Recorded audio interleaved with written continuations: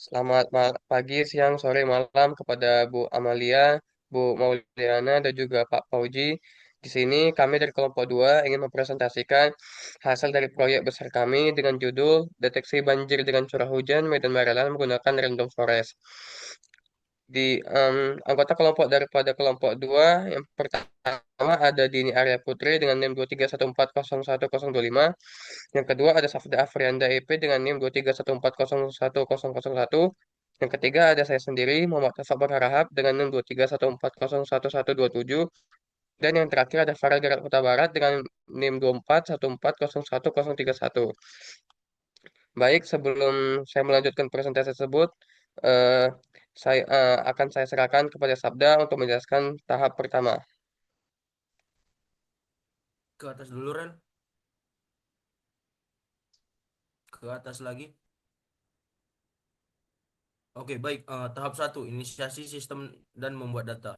Tahap ini merupakan fondasi awal sistem. Dilakukan inisiasi pustaka scientific computing dan machine learning. Dataset iklim harian yang bersumber dari BMKG dimuat dalam data frame.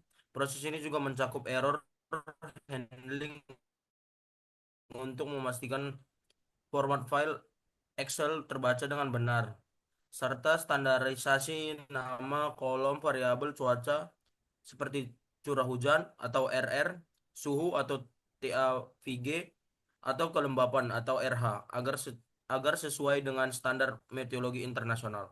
Oke, selanjutnya nomor satu, inisiasi sistem dan membuat data. Baik, yang pertama itu ada di sini terdapat untuk data-data set yang dimana fungsi import patch as itu untuk mengimpor pandas manipulasi dan analisis data. Dia dapat membuat untuk dapat membuat table. Lalu yang untuk impor numpad ini dia untuk mengoperasi matematika. Lalu untuk impor MATLAB Python Asplate ini fungsinya untuk mengimpor Matplotlib untuk membuat grafik visual dan dasar. Nah, untuk yang from as ini untuk mengimpor visualisasi data yang lebih estetik. Nah, untuk yang from ini ada from scalar model selection, baru untuk from scanner linear model, lalu scanner ensemble, baru from scanner matrix, atau from Google Colab. Nah, di sini untuk fungsinya itu bermacam-macam. Yang pertama itu yang from scanner itu fungsinya untuk mengimpor fungsi untuk membagi data latih dan data uji. Lalu yang untuk linear tadi untuk algoritmanya. Lalu yang selanjutnya untuk mengimpor algoritma random forest untuk memprediksi lebih kompleks. Lalu yang selanjutnya untuk impor matrix. Lalu yang from Collabs itu untuk khusus fitur di Google Collabs yang untuk menampilkan tabelnya nanti. Lalu selanjutnya eh, data table enable frame itu fungsinya untuk mengaktifkan format table interaktif di Google Colab kita nanti agar lebih mudah dibaca. Lalu yang import warning itu fungsinya untuk library. Lalu yang warm frame itu ingots untuk pesan peringatan warning agar lebih outputnya nanti agar lebih bersih. Siap siap memuat dataset itu untuk nanti akan ada pesan yang akan di bawah sistem kita nantinya. Lalu selanjutnya untuk file patch BMKG itu untuk menyimpan nama file kita di Excel. Nah, untuk yang try di try ini ada scroll ke atas paren, ke bawah.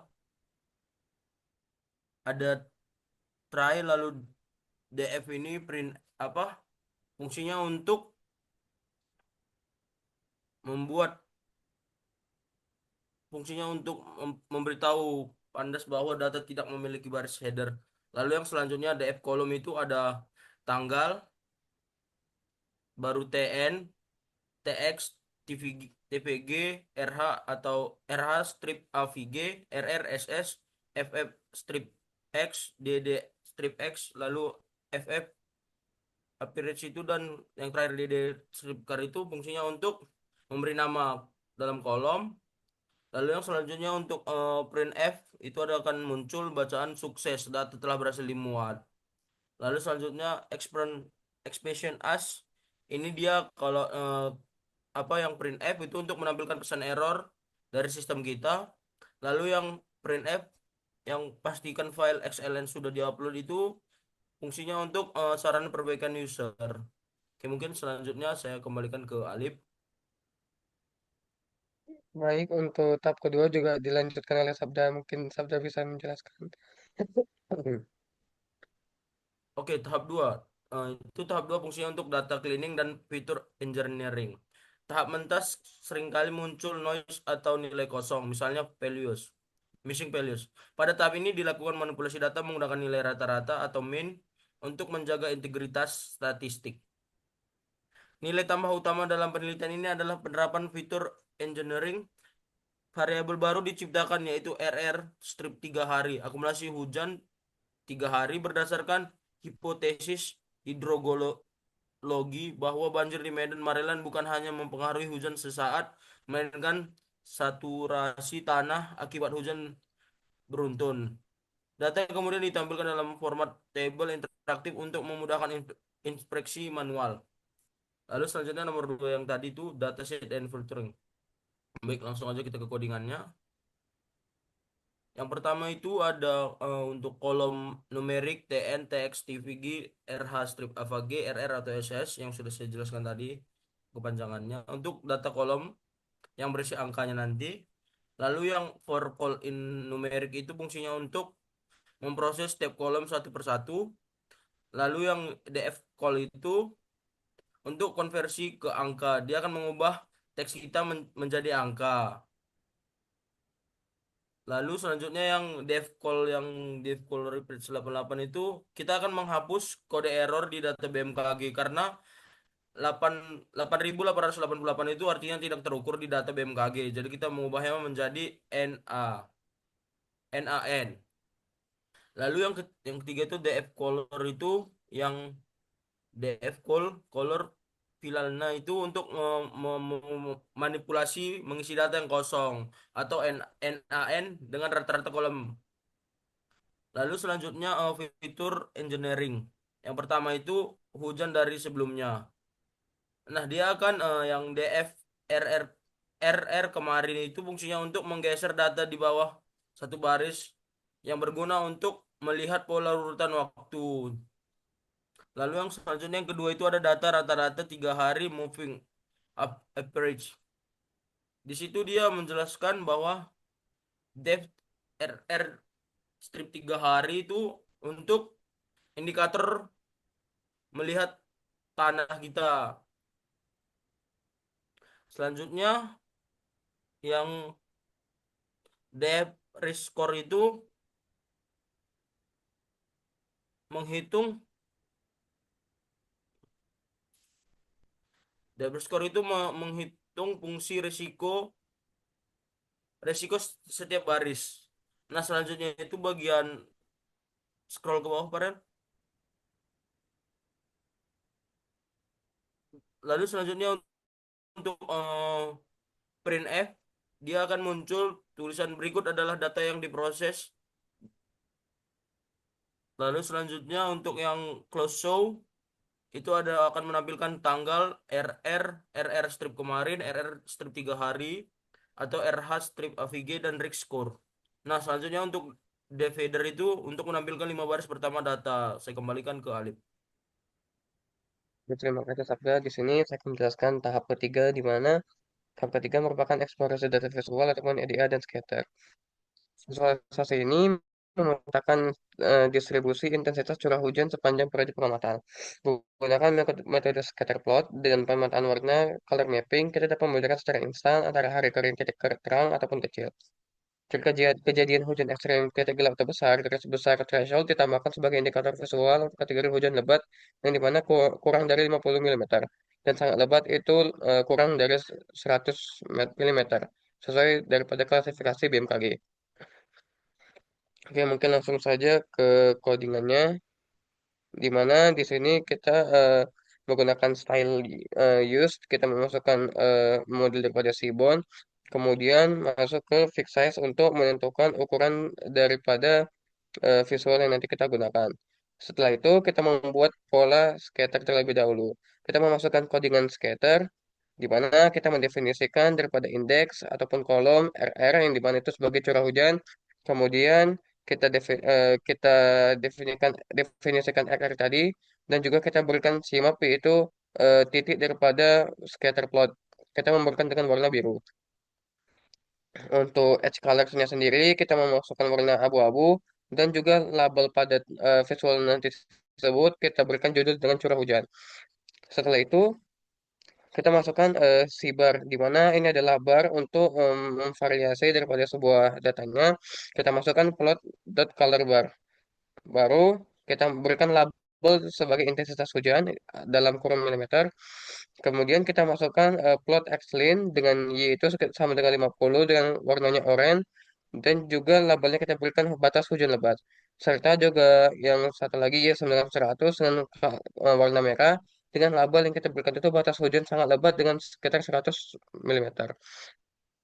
Baru judul besar daripada visual tersebut kita bernama distribusi kejadian hujan di Medan Maryland ataupun titik sebarannya.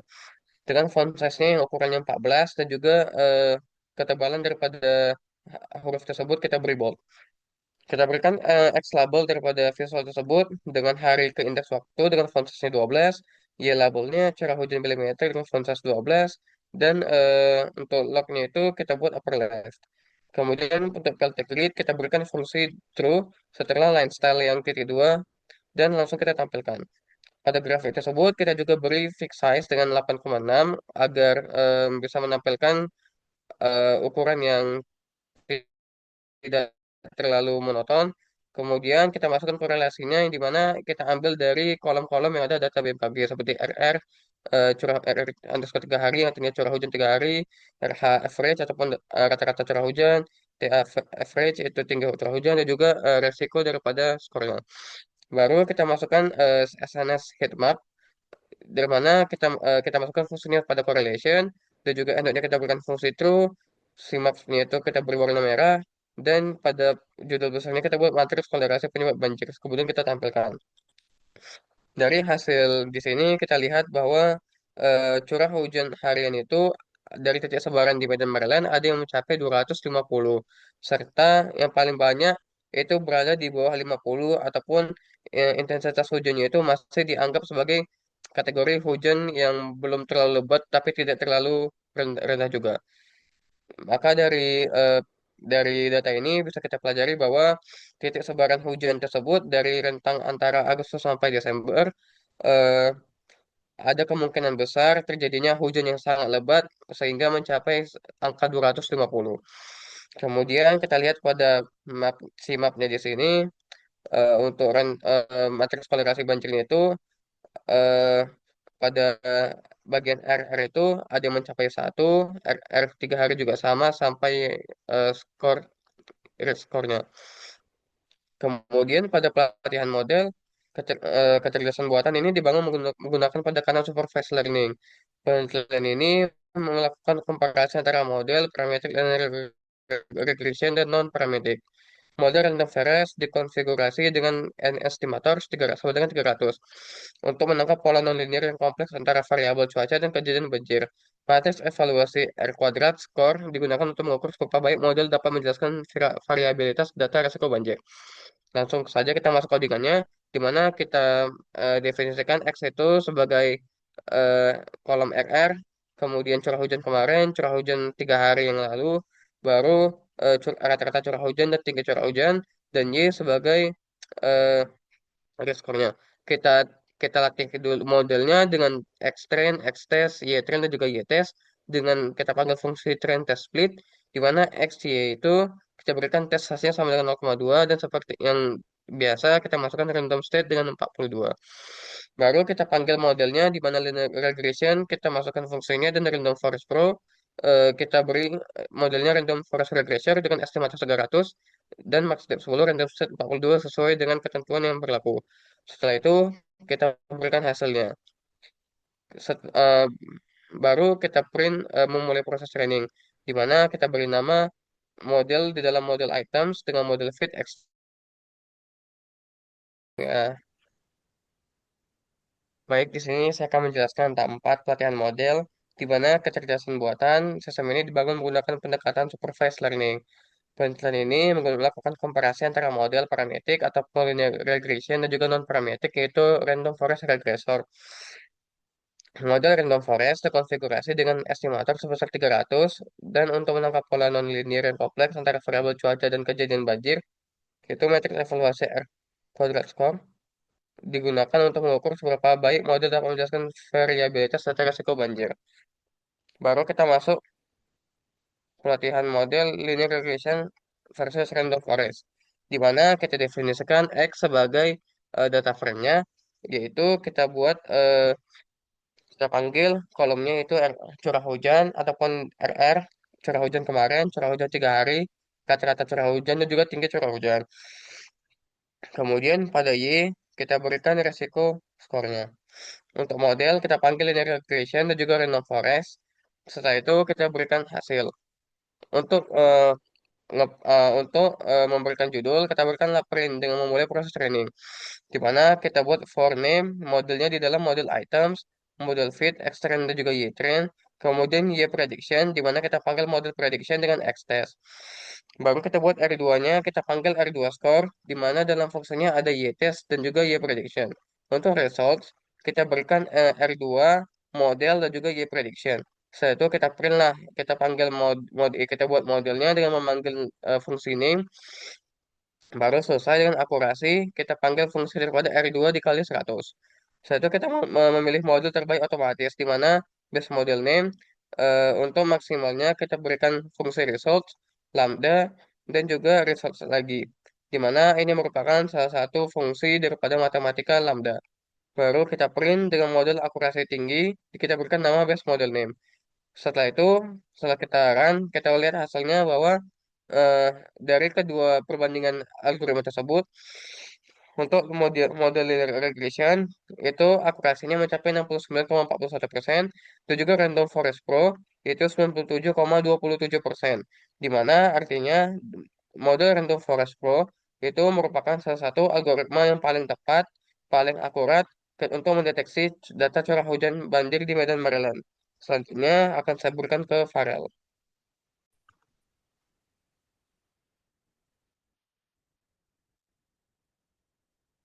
Baik, kali ini saya akan menjelaskan tahap 5 evaluasi visual regression plot. Validasi model dilakukan dengan membandingkan nilai prediksi AI terhadap data aktual. Grafik ini menampilkan sebaran data latih, training, dan data uji testing.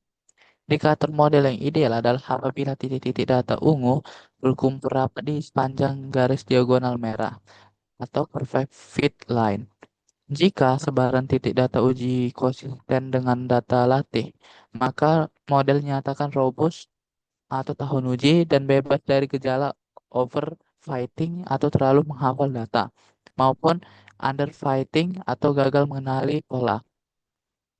Kali ini saya akan menjelaskan codingannya. Sini ada import Seaborn SNS itu sebagai library untuk memvisualisasi statistik dari tahap 5 ini. Selanjutnya ada batch model sama dengan results batch model name atau model. Itu digunakan untuk eh, dictionary berisi hasil evaluasi dari beberapa model. Baru ada YPRED all bench model predict X prediksi semua data. Itu untuk menggunakan membandingkan nilai aktual dengan memprediksi pola tersebut. Baru selanjutnya ada PLT figure fig size sama dengan 10, 10 dengan 6.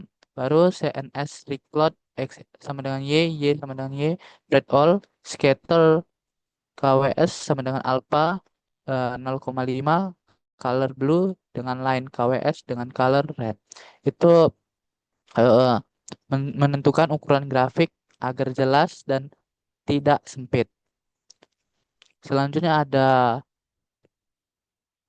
PLT X label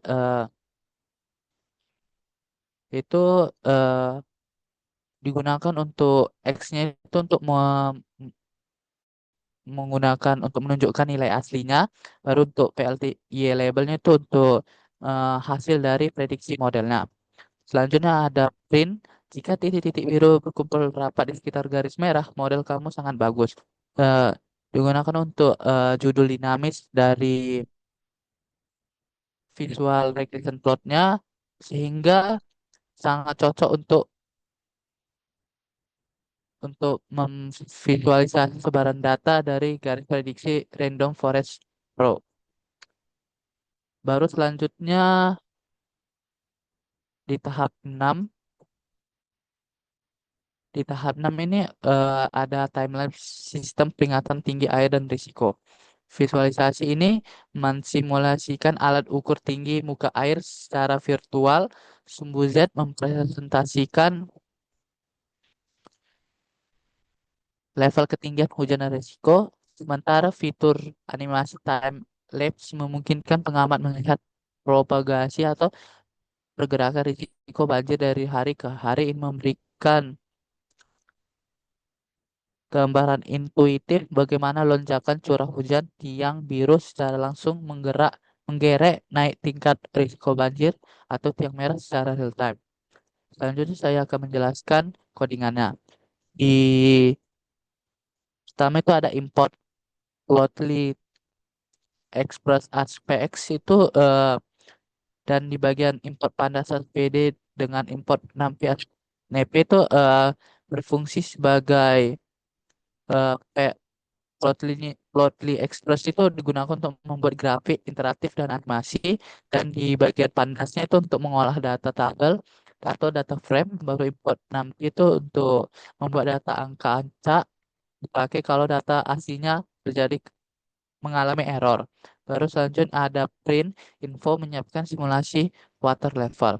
Itu untuk menampilkan pesan bahwa program sedang jalan atau bukan bagian dari grafik. Selanjutnya ada try, itu digunakan untuk mengecek apakah data sudah siap. Kalau ada error, maka program tidak terhenti tapi bikin data cadangan. Selanjutnya ada if df not in local s, range name error atau data frame df belum ada.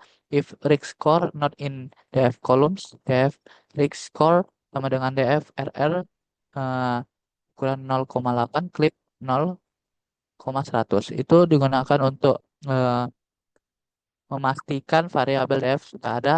Kalau belum, dianggap error. Selanjutnya, risiko banjir dihitung dari curah hujan dikalikan dengan 0,8 dibatasi antara 0 sampai 100%. Selanjutnya ada df tanggal sort sama dengan pd to date time, df tanggal, df day first sama dengan true, error s sama dengan course, df sama dengan df source value tanggal sort, df tanggal str sama dengan df tanggal sort sama dengan dt str vtime.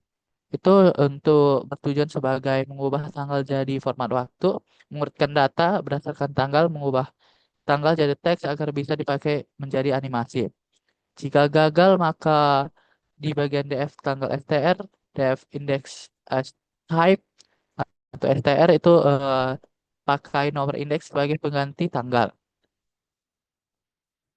Baru jika terjadi error data simulasinya, maka eh, except expression as a itu untuk mengecek jika terjadi kegagalan, maka codingannya df sama dengan pd data frame tanggal str, pd date range start sama dengan 2024 sampai 2024 8 bulan 8 tanggal 1, periode sama dengan 10, str time, baru rr np random start rardin 0,120,10, rig score np random randin 0,100,10.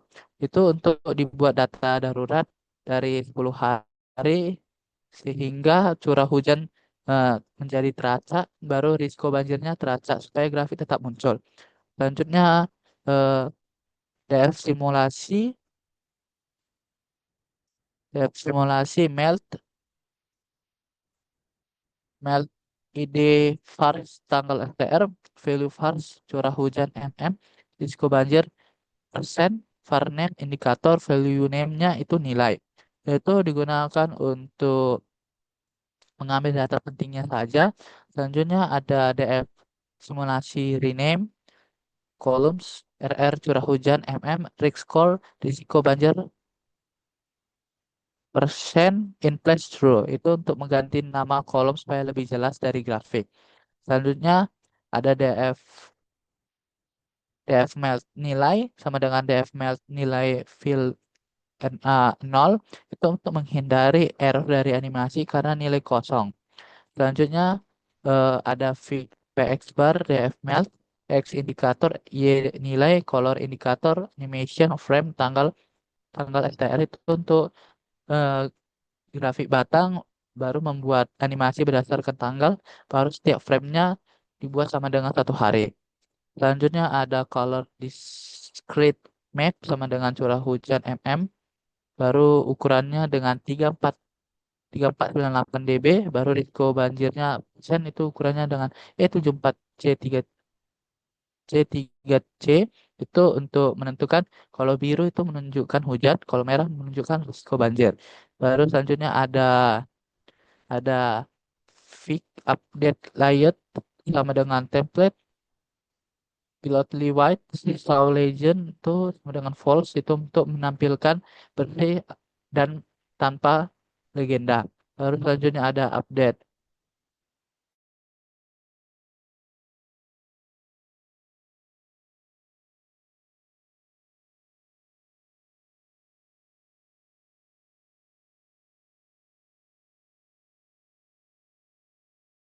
Mulai simulasinya dengan menggunakan 800 ms per frame, baru animasi akan berjalan secara otomatis.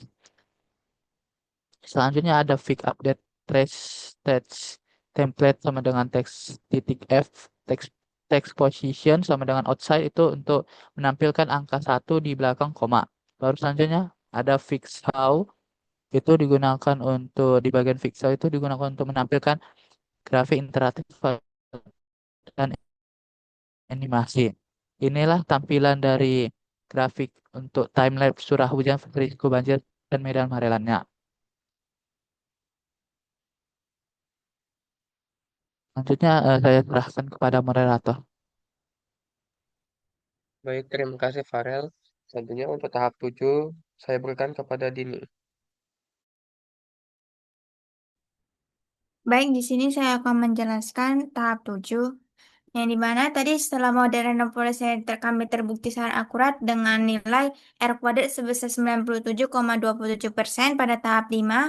Terus tantangan terakhir kami adalah bagaimana sih mengubah model matematis ini menjadi alat praktis yang dapat digunakan oleh masyarakat. Nah, di tahap 7 inilah dia itu untuk simulasi implementasi sistem peringatan dini, yang dimana kami itu membungkus sebuah logika dan model ke dalam sebuah fungsi yang bernama prediksi banjir final. Terus untuk metodenya kami menggunakan super learning dengan algoritma random forest regression, yang dimana algoritma ini dia membangun banyak pohon keputusan terus dan dia mengambil rata-rata hasilnya untuk prediksi yang lebih akurat daripada sekedar menarik garis lurus.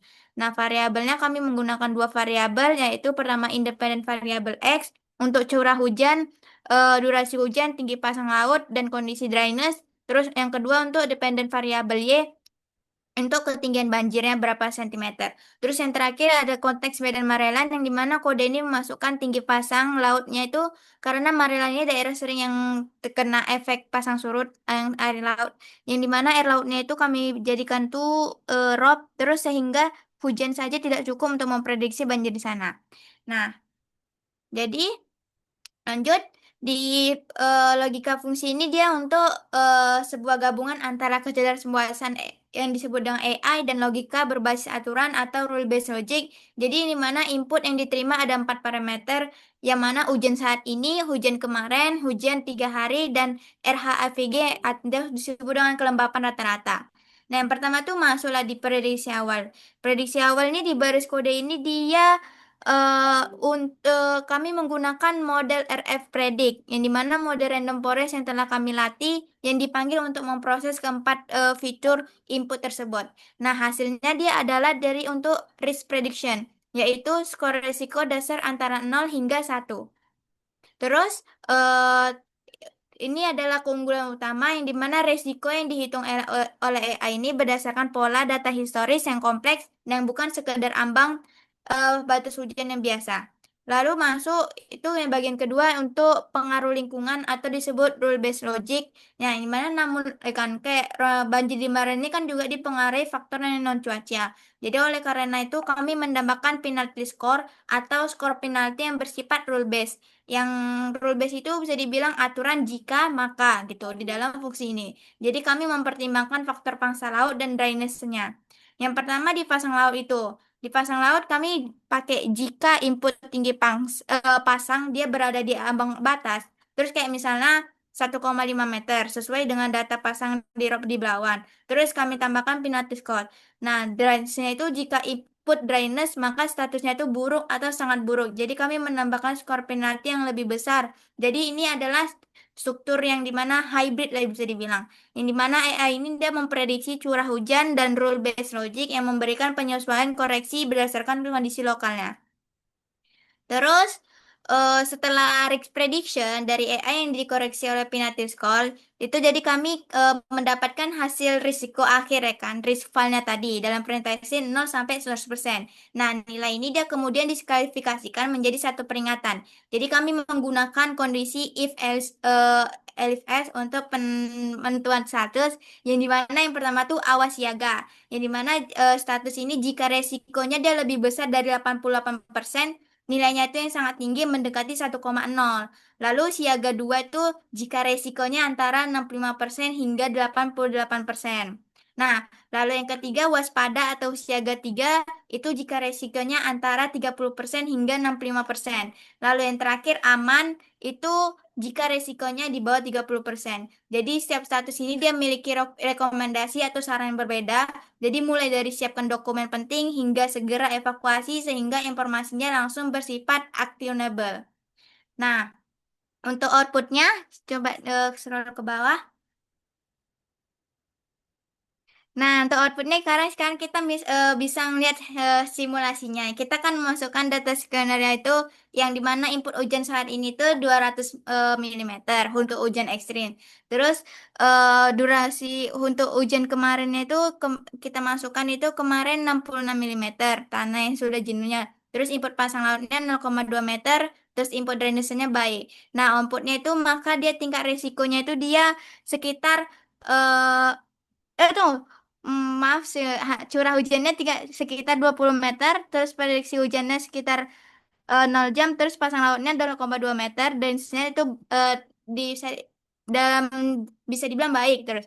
Maka tingkat risikonya itu senilai 41,11%, terus statusnya dia rentan bisa dibilang termasuk dalam kondisi siaga 3 dan rekomendasinya itu waspada genangan lokal. Nah, mungkin ini dia bukti sistem kami tidak hanya akurat dalam prediksi, tetapi juga berhasil mengintegrasikan faktor AI, curah hujan, dan faktor lingkungan dalam pasang laut dan drainase. Terus, jadi dia menjadi suatu output peringatan yang lengkap dan terstruktur, dan juga menyelesaikan tujuan akhir dari proyek kami. Mungkin sekian dari saya serahkan kembalikan kepada moderator. Baik, terima kasih Dini atas presentasinya. Mungkin itu saja presentasi dari kami tentang deteksi banjir dengan curah hujan yang ada di sekitar Medan Maryland. Sekian dan terima kasih.